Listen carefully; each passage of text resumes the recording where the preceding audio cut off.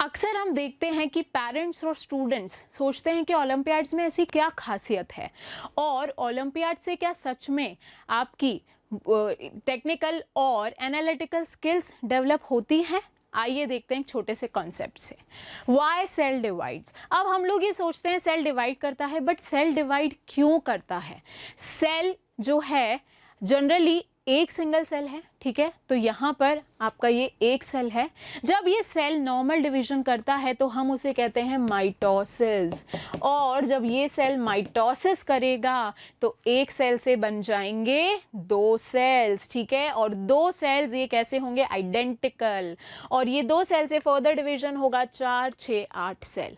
इस तरह का जो डिवीजन है बच्चों, जहाँ पर एक सेल से दो और दो से 4, 6 आइडेंटिकल सेल्स बनते हैं, इस डिवीजन को कहते हैं हम माइटोसिस। और ये माइटोसिस क्यों ज़रूरी है हमारी बॉडी में, कहाँ कहाँ काम आता है?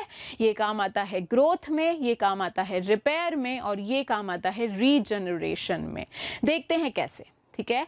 सबसे पहले अगर हम बात करें तो हम कैसे ग्रो हुए, हम कितने बड़े हैं, राइट? हम बिल्कुल बड़े, वेल डेवलप्ड हैं, पर हमारी शुरुआत हुई एक सेल से। वो बेचारा अकेला था, उसे हमने कहा जाइगोट। और बच्चों ये जो जाइगोट है इसी में हुए माइटोसिस। एक सेल डिवाइड होकर के बना दो, दो डिवाइड करके बने 4, और 4 से बने 8 एंड सो ऑन, और फाइनली बन गए ट्रिलियंस ऑफ सेल्स, और उनसे हो गई हमारी ग्रोथ और हमारा डेवलपमेंट। तो पहला रोल हो गया माइटोसिस का इन ग्रोथ एंड डेवलपमेंट। दूसरा रोल जो है बच्चों वो है रिपेयर में। अब कई बार सपोज ये आपकी स्किन है, स्किन की लेयर है, कई बार आपको चोट लग जाती है ना, वुंड हो जाता है, और ये जो स्किन की लेयर है ये डैमेज हो जाती है। अगेन यहाँ पर होता है माइटोसिस, और ये जो डैमेज लेयर है ये रिप्लेस हो जाती है बाय न्यू लेयर्स, ठीक है। तो माइटोसिस रिपेयर में भी हेल्प करता है। एंड लास्टली माइटोसिस हेल्प करता है बच्चों रीजनरेशन में, राइट?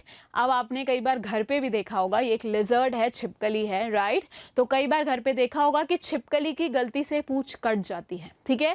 थोड़े दिन बाद उस छिपकली को आप ऑब्जर्व करोगे बच्चों, तो उसमें नई पूंछ डेवलप हो जाती है, राइट? और इसी को कहते हैं बायोलॉजी में रीजनरेशन, और ये भी हो पाता है किस डिवीजन से? माइटोसिस से। तो इस तरह से माइटोसिस ग्रोथ में, रिपेयर में और रीजनरेशन में काम आता है बच्चों, ठीक है। तो अब आपने देखा कि हमने कितना इजीली इस कॉन्सेप्ट को समझा, राइट?